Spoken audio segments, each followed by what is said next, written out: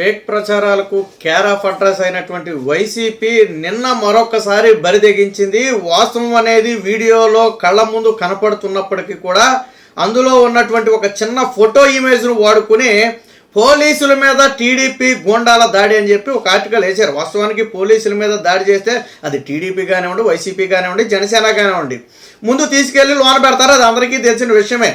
నిన్న జరిగిన విషయం ఏంటంటే ఒక టీడీపీ నేత ఒక వైసీపీ నేతల మధ్య జరిగినటువంటి సవాళ్ళ విషయంలో వైసీపీ నేత ఒక సవాల్ విసిరాడు, టీడీపీ నేత అవినీతి చేశాడని. దాన్ని నిరూపించాలని ఎప్పుడైతే టీడీపీ నేత సవాల్ చేసి ఒక ప్లేసును చెప్పాడో ఇరువురు ఆ ప్లేస్కి వెళ్ళే సమయంలో పోలీసులు ఇరువురిని కూడా అడ్డుకోవడం జరిగింది. కొంతమందిని అరెస్ట్ కూడా చేశారు. అటు టీడీపీలో అరెస్ట్ చేశారు, ఇటు వైసీపీలో కూడా అరెస్ట్ చేశారు.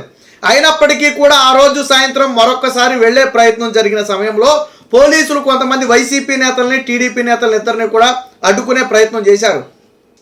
ఈ క్రమంలో ఒక వైసీపీ నేత చేతిని టీడీపీ నేత పట్టుకున్నాడు. కరెక్ట్గా అది ఎక్కడుంది? పోలీసుల గుండె దగ్గర ఉంది.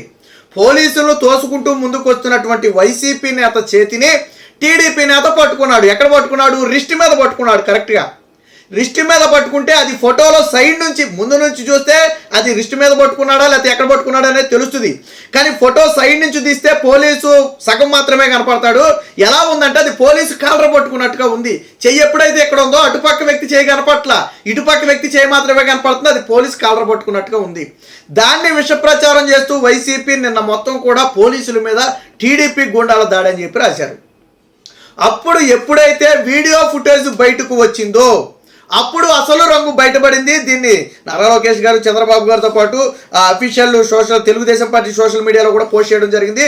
స్లో మోషన్లో వీడియో ప్లే చేసి చూపించారు. అందులో చాలా స్పష్టంగా అర్థమవుతుంది నిజంగా పోలీస్ కాలర్ పట్టుకున్న ఈ రోజుల్లో బహిరంగంగా పోలీస్ కాలర్ పట్టుకునే పరిస్థితి వైసీపీ పాలనలో ఉండేది. వైసీపీ నాయకులు అమనాభూతులు తిట్టారు, ఎన్నిసార్లు తిట్టలేదు పోలీసులు పాపం తిరిగితే తలదించుకుని వెళ్ళిపోయిన పరిస్థితి. ల్యాండ్ ఆర్డర్ విషయంలో చంద్రబాబు గారు సహించరు. నిజంగా టీడీపీ నేత పోలీసుల మీద దురుసుగా ప్రవర్తించిన చర్యలు వెంటనే తీసుకోమని చెప్తారు చంద్రబాబు గారు. సో ఆయన అలాంటిది గతంలో కేసీనేని నాని కానివ్వండి, బుద్ధా వెంకన్నలతో కానివ్వండి బహిరంగ క్షమాపణ చెప్పారు. ఆర్టీసీ ఎండీకి అనుకుంటా అప్పట్లో. అలాగే చింతమనేని చేత కూడా బహిరంగ క్షమాపణ చెప్పించారు ఆర్టీసీ ఎండీకి.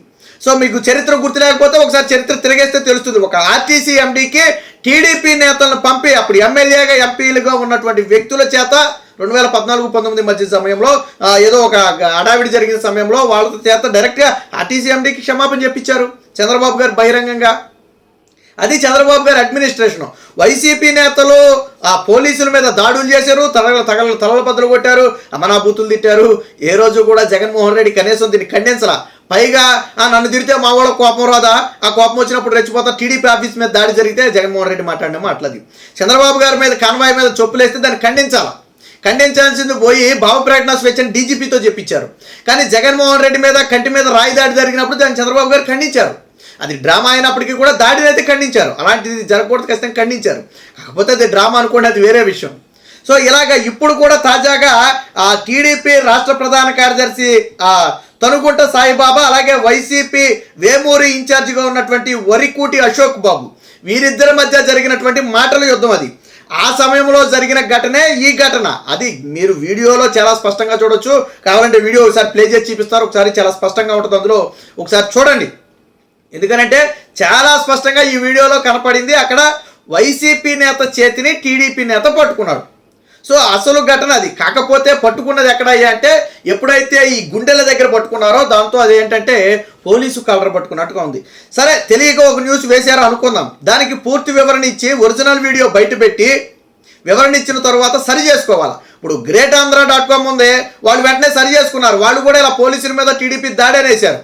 దాడి వేసిన తర్వాత ఎప్పుడైతే పోలీసు శాఖే దాని మీద వివరణ ఇచ్చి ఒరిజినల్ వీడియో విడుదల చేసిందో, స్లో మోషన్లో వీడియో విడుదల చేసిందో అప్పుడు విషయం అర్థమయ్యి గ్రేట్ ఆంధ్ర తప్పు అయి జరిగింది, ఇది ఫేక్ న్యూస్, మేము వేసిన దానికి చింతిస్తున్నామని చెప్పి వాళ్ళే తిరిగి మరొక ఇది ఫేక్ న్యూస్ అని తిరిగి వాళ్ళే వేశారు. వేసిన న్యూస్ని డిలీట్ చేసి ఫేక్ న్యూస్ అని వేశారు. గ్రేట్ ఆంధ్ర ఎవరికి పనిచేద్ది? జగన్మోహన్ రెడ్డికి పనిచేస్తాడు. వెంకటరెడ్డి ఎవరికి పనిచేస్తాడు? జగన్మోహన్ రెడ్డికి పనిచేస్తాడు కదా. మరి అలాంటి వాళ్ళే వేసి ఫేక్ న్యూస్ అని చెప్పి వెనక్కి తీసుకున్నప్పుడు మరి వైసీపీ ఏం చేయాలి? జరిగిన తప్పుని సరిదిద్దుకోవాలా? సరే, నువ్వు వివరణ ఇవ్వకపోయినా కనీసం వేసిన దాన్ని వదిలేయాలి. వివరణ ఇచ్చిన తరువాత కూడా మళ్ళీ టీడీపీ గూండాలు పోలీసుల మీద దాడి. అంటే దిగజారుడు రాజకీయం. నిజంగా పోలీసుల మీద దాడి జరుగుంటే ప్రజాస్వామ్యబద్ధంగా అందరం ఖండిద్దాం. దాంట్లో తప్పేలేదు. నేను ఇందాకే చెప్పా, ఏ పార్టీ అయినా కానివ్వండి, ఎవరినైనా ఖండిద్దాం. కానీ అక్కడ అసలు దాడి కాదు, అది వేరొక ఘటన. పోలీసులు కాలర్ కూడా పట్టుకోలేదు. వీడియోలో చాలా స్పష్టంగా ఉంది, ఒరిజినల్ వీడియోలో చాలా స్పష్టంగా ఉంది. ఎందుకు వచ్చింది ఈ ప్రాబ్లం అంటే, వీడియో ఫ్రంట్ నుంచి కాకుండా బ్యాక్ సైడ్ నుంచి ఉండటం వల్ల అసలు సమస్య వచ్చింది. మళ్ళీ సాక్షిలో కూడా కేవలం ఫోటో మాత్రమే వేస్తాడు, వీడియో వేయడం. మీరు కావాలంటే చూడండి, సాక్షి పేపర్లో ఫోటో మాత్రమే వస్తుంది తప్ప సాక్షి ఛానల్లో దీని ఒరిజినల్ వీడియో వేయరు. ఎందుకు వేయరంటే, ఒరిజినల్ వీడియో వేస్తే ప్రజలకు అర్థమైపోద్ది. అది స్లో మోషన్లో ఎవరైనా ప్లే చేసి చూస్తే ప్రజలకు అర్థమైపోద్ది. కాబట్టి సాక్షిలో ఒరిజినల్ వీడియో వేయరు. కేవలం ఆ కరెక్ట్గా చేదు పట్టుకున్నప్పుడు దగ్గర ఉన్నటువంటి ఫోటో వేస్తే ఎలా ఉందంటే, వాస్తవానికి ఇది వైసీపీ నేత చెయ్యి, ఇది టీడీపీ నేత. ఎక్కడ ఆపారు? పోలీసులు గుండె దగ్గర ఆపాడు అలా పట్టుకుని. బట్ సైడ్ నుంచి చూసే వాళ్ళకి ఎలా ఉంటుంది, ఇటుపక్క నుంచి చూసే వాళ్ళకి నేను పోలీసు కాలర్ పట్టుకున్నానేమో అన్న ఫీలింగ్ వస్తుంది తప్ప అక్కడ వేరొక చెయ్యి వ్యక్తి చేతిని అడ్డుకున్నట్టు రాదు. అది కూడా ఏంటంటే వైసీపీ నేతలు దూసుకుంటూ ముందుకు వచ్చేస్తున్న సమయంలో జరిగినటువంటి ఘటన తప్ప అంతకు మించి ఏమీ లేదు. దీనికి సంబంధించి స్పష్టమైన వీడియోలు సోషల్ మీడియాలో ఉన్నాయి, మీరు కావాలంటే చూడొచ్చు. తప్పు ఒకవేళ పొరపాటు మీరు అనుకుని వేసి ఉండుంటే ఓకే, బట్ దాన్ని సరిదిద్దుకోవాల్సిన సమయం వచ్చిన తర్వాత కూడా సరిదిద్దుకోకపోవటం అనేది రాష్ట్రంలో ఆ శాంతి భద్రతలకు విఘాతం కలిగించడమే. ఏం చేయాలంటే, వివరణ ఇచ్చిన తర్వాత కూడా ఇలాంటి ప్రచారానికి తెగబడితే ఖచ్చితంగా పోలీసులు చర్యలు తీసుకోవాలి. ఎందుకంటే పోలీసుల మీద జరిగిందని చెప్తే ప్రజల్లో ఒక అపోహ ఏర్పడే ప్రమాదం ఉంది. నిజంగానే ప్రజలు కూడా ఏంటంటే టీడీపీ ఏమైనా పోలీసుల మీద దాడి చేస్తుందని ఫీల్ అయ్యే పరిస్థితి ఉంటుంది. పోలీసులకి ఎలాగ ఉంటే రక్షణ లేకపోతే ఇక సాధారణ ప్రజల రక్షణ ఏంటని చెప్పి ప్రజలు భయాందోళనకు గురవుతారు. వాస్తవానికి పోలీసుల మీద ఎటువంటి చెయ్యి వేయలేదు. పోలీసులే స్వయంగా వివరణ ఇచ్చారు. సరే, పోలీసులతో ఏదో అబద్ధం చెప్పించారు అనుకుందామా, ఒరిజినల్ వీడియో ఉంది అక్కడ. వీళ్ళు అధికారంలో ఉన్నారు, పోలీసులతో అబద్ధం చెప్పించారని మీరు అనుకోవచ్చు చాలామంది. ఒరిజినల్ వీడియో ఉంది. ఒరిజినల్ వీడియోని స్లో మోషన్లో ప్లే చేసి చూపించారు. చాలా స్పష్టంగా ఇద్దరి చేతులు ఉన్నాయి తప్ప అసలు పోలీస్ కాలర్ అనేది అక్కడ లేదు. పోలీసు షర్ట్ అనేది అక్కడ ఎవరు టచ్ చేయలే. పట్టుకోవడమే కాదు, అసలు పోలీస్ షర్టే టచ్ చేయలే. కాకపోతే వీడియో ఎప్పుడైతే ఫోటో సైడ్ నుంచి తీశారో అది వారి మీద దాడి చేసినట్టుగా కనపడింది.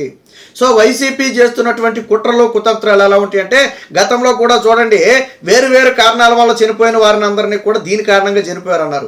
సరే, అలాగైనా సరే 36 మంది ఎవరు చనిపోయారో కొన్ని పేర్లు చెప్పాయా అంటే, నాకు లంచ్ టైం అయిందని చెప్పి సమాధానం చెప్పకుండా పారిపోయాడు.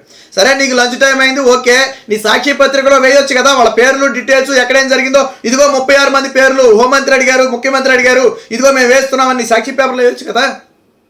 నీ సాక్షిలో వాళ్ళ ఫోటోలు వేయొచ్చు కదా. నీ సాక్షి టీవీలో ఇదిగో 36 మంది వీళ్ళు అని చెప్పి ఫోటోలు వేయొచ్చు కదా. ఎక్కడేం జరిగిందో, ఎవరు దాడి చేశారో వేయొచ్చు కదా. నువ్వు 36 మంది అని చెప్పావు కదా. గతంలో నువ్వు చెప్పిన పింక్ డైమండ్, గతంలో నువ్వు చెప్పిన బాబాయ్ హత్య కేసు, గతంలో నువ్వు చెప్పిన డేటా చోరీ, గతంలో నువ్వు చెప్పిన కమ్మడి ఎస్పీలు, గతంలో నువ్వు చెప్పిన అమరావతిలో అవినీతి, గతంలో నువ్వు చెప్పిన పోలవరంలో అవినీతి, గతంలో నువ్వు చెప్పిన చంద్రబాబు గారు 6.5 లక్షల కోట్ల అవినీతి ఏమైపోయింది? ఇది కూడా అలాంటిదే. కేవలం విష ప్రచారం ద్వారా ప్రజల్లో భయాందోళనను కలిగించాలనే ఉద్దేశంతో వైసీపీ చేస్తున్న ఫేక్ ప్రచారం తప్ప నిన్న పోలీసుల మీద ఎటువంటి దాడి జరగలేదు.